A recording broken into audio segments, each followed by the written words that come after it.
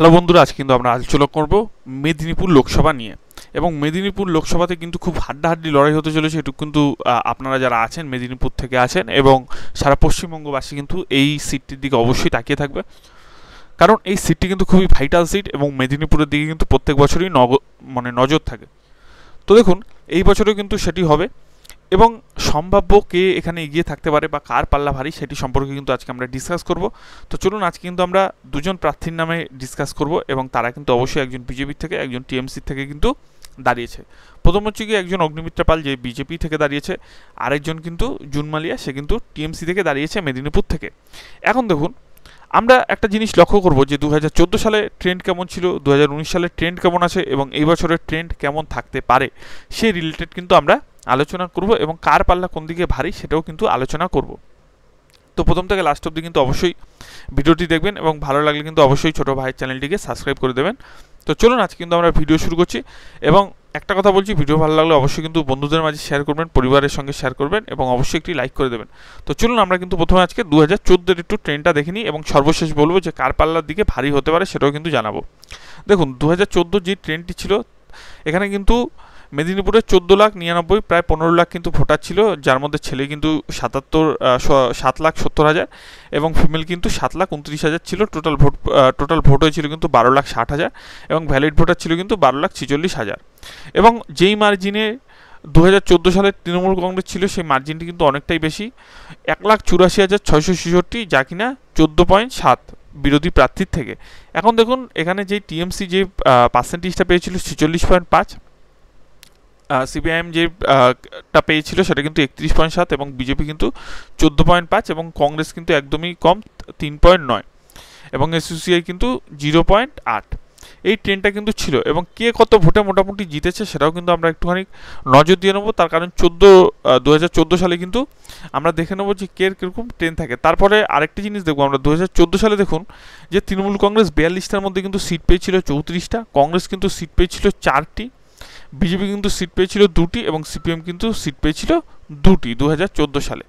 এবার 2014 সালে যারা যারা উইন হয়েছে, সন্ধ্যা রয় টিএমসিতে কিন্তু উইন হয়েছিল এবং তার কিন্তু ভোট পার্সেন্টেজ ছিল কিন্তু 46.4 এবং কত ছিল ভোট টোটাল দেখুন 5,80,441টি ভোট ছিল। এবং দেখুন, প্রবোধ পান্ডা কিন্তু সিপিআই এর প্রার্থী ছিল, সে কিন্তু ভোট পেয়েছিল কিন্তু 3,95,313টি ভোট। এবং বিজেপির যে ক্যান্ডিডেট ছিল প্রভাকর তিওয়ারি, সে কিন্তু ভোট পেয়েছিল 1,80,000, যা কিনা ভোট পার্সেন্টেজে 14.28 এবং কংগ্রেস কিন্তু ভোট পেয়েছিল 48,914টি, যা কিনা ভোট পার্সেন্টেজে 3.88 এবং নোটাতে কিন্তু 13,000 ভোট পড়েছিল। এবার দেখুন, এখানে একটা জিনিস তো একদম পরিষ্কার যে এখানে কিন্তু টিএমসি একটা ভালো মার্জিনে জিতেছে, প্রায় 1,66,000 বা 60,000-এর একটু উপরে কিন্তু এখানে টিএমসি মার্জিন করে জিতেছিল 2014 সালের মেদিনীপুর লোকসভা ইলেকশনের। এটি কিন্তু রেজাল্ট ছিল। এখন আমরা যেটা যাব সেখানে কিন্তু আরেকটু আমরা ফল কিন্তু পুরো উল্টো দিকে চলে যাবে, আমি সেই ফলটিও কিন্তু একটুখানি ডিসকাস করে আপনাদের সবাইকে বোঝাবো। দেখুন, এখানে যদি আমরা দেখি, প্রথমবার মার্জিন ছিল 1,66,000, সেকেন্ডবার কিন্তু বিজেপি 2019 সালে জিতেছিল, তার মার্জিন ছিল কিন্তু 88,952।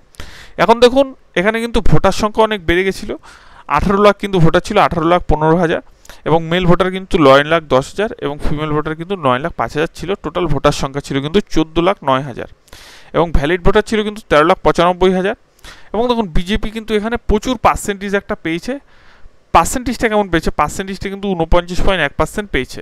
আবার তৃণমূল কংগ্রেস দেখুন 42.8% পেয়েছে এবং সিপিআইএম যে ছিল সে কিন্তু 4.5% কিন্তু পেয়েছে।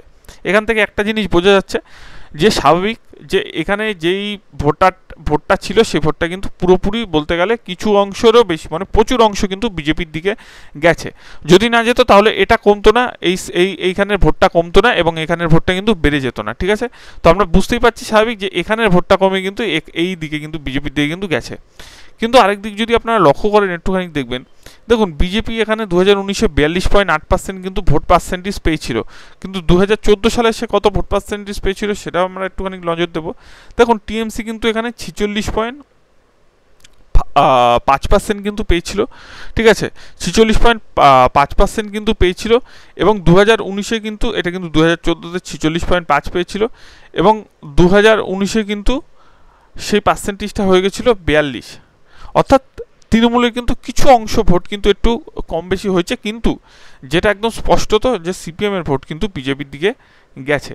এবং 2014 সালে যে 46.5% টিএমসি ছিল সেখান থেকে একটু কমে 42% হয়েছে, কিন্তু তার ফলেও একটা জিনিস পরিষ্কার যে তৃণমূল কিন্তু নিজের ভোটটা কিন্তু ধরে রেখেছে, কিন্তু এখানে কিন্তু সিপিআইএম নিজের ভোটটা ধরে রাখতে পারেনি। সেই সংখ্যায় দেখতে গেলে বিজেপি কিন্তু প্রচুর ভোট কিন্তু পেয়েছে, ঠিক আছে, প্রচুর ভোট পেয়ে কিন্তু জিতে গেছে।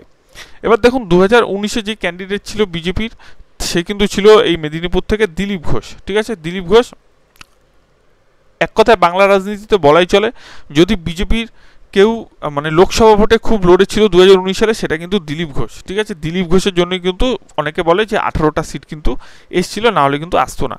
এখন দেখুন 2019-এর ফল কী ছিল বিজেপি? 2019-এ কিন্তু বিজেপি ছিল 18টা 42টার মধ্যে, টিএমসির কিন্তু 22টা ছিল 42টার মধ্যে, এবং কংগ্রেসের কিন্তু 2টি ছিল, এবং 0 কিন্তু ছিল সিপিএম।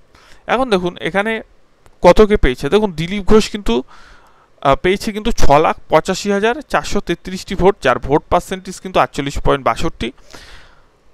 মানস রঞ্জন ভুইয়া কিন্তু পেয়েছিল, টিএমসির ফার্স্ট রানার আপ হয়েছিল, 5,96,481টি ভোট ফার্স্ট রানার আপ হয়েছিল, যার ভোট পার্সেন্টেজ ছিল কিন্তু 42.31। বিপ্লব বার্তা কিন্তু ছিল, এ কিন্তু সিপিআইয়ের প্রার্থী ছিল, এবং 62,000 টোটাল ভোট। অর্থাৎ বুঝতে পেরেছেন যে নাকি 5 লাখের বেশি ভোট ছিল 2014 সালে, সেই ভোট কমে 62,000-এ কিন্তু চলে এসছে, এবং 62,000-এ চলে এসছে। এবং কোথা থেকে বেড়েছে আপনারা নিশ্চয়ই বুঝতে পারছেন যে এইখানে কিন্তু প্রচুর ভোট বেড়ে গেছে। তাহলে এটাতে মানে আমরা জাস্ট রেশিওটা দেখে এটাই বোঝার চেষ্টা করছি যে কার ভোট কোন দিকে বেশি গেছে। এবং দেখুন আরেকটি জিনিস, এখানে কিন্তু কংগ্রেসও কিন্তু 20,860টি ভোট পেয়েছিল, এবং নোটাতে কিন্তু 14,000 ভোট পড়েছিল, এটা কিন্তু 2019 সালে।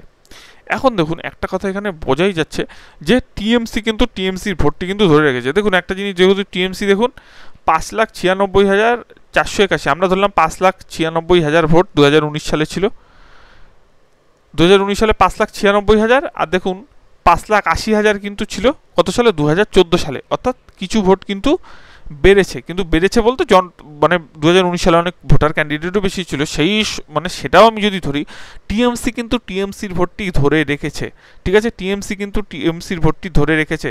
কিন্তু আমরা যদি একটুখানি তারপরে আমরা বিধানসভা ভোট গেছে, আবার কিন্তু একটি লোকসভা চলে এসছে, তার আগে একটি পঞ্চায়েত ভোট হয়ে গেছে, পৌরসভা হয়ে গেছে।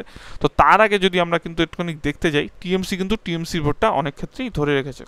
এখন এখানে কার পাল্লা ভারী সেটাই কিন্তু আমরা একটুখানি ডিসকাস করব। দেখুন এখানে দুজন ক্যান্ডিডেট, একজন কিন্তু জুন মালিয়া, যেখানে টিএমসি দিয়ে দাঁড়িয়েছে, বিজেপি থেকে দাঁড়িয়েছে কিন্তু অগ্নিমিত্রা পল। এখন দেখুন দিলীপ ঘোষ যে সংগঠনটি করেছে, দিলীপ ঘোষ কিন্তু একজন ভালো সংগঠক বিজেপির, ঠিক আছে। সেই দিক থেকে দেখতে গেলে কিন্তু মেদিনীপুরে বেশি এগিয়ে থাকতো দাঁড়ালে কিন্তু দিলীপ ঘোষ, সেই দিলীপ ঘোষের বদলে কিন্তু দাঁড় করানো হয়েছে অগ্নিমিত্রা পলকে। এখন কথা হচ্ছে কি, অগ্নিমিত্রা পল কি এগিয়ে থাকবে নাকি জুন মালিয়া এগিয়ে থাকবে? তার আগে অবশ্যই কিন্তু চ্যানেলে নতুন হলে চ্যানেলটি কিন্তু সাবস্ক্রাইব করে নেবেন। দেখুন আমার কিন্তু আর মানে আপনারাই পারেন যে আর কিছু সাবস্ক্রাইবার অবশ্যই বাড়িয়ে দিতে, তো অবশ্যই করবেন। এবং আরেকটি কথা, যে ভোটের রেজাল্ট যদি আপনারা জানতে হয়, অবশ্যই কিন্তু 4 তারিখ ওদিন কিন্তু ফাইনাল রেজাল্ট, 4ই জুন কিন্তু অবশ্যই টিভির পর্দায়, মিডিয়ার পর্দায়, আমাদের ইউটিউবের পর্দায় নজর রাখবেন, আমরা কিন্তু লাইভে আসবো সেদিন, ঠিক আছে।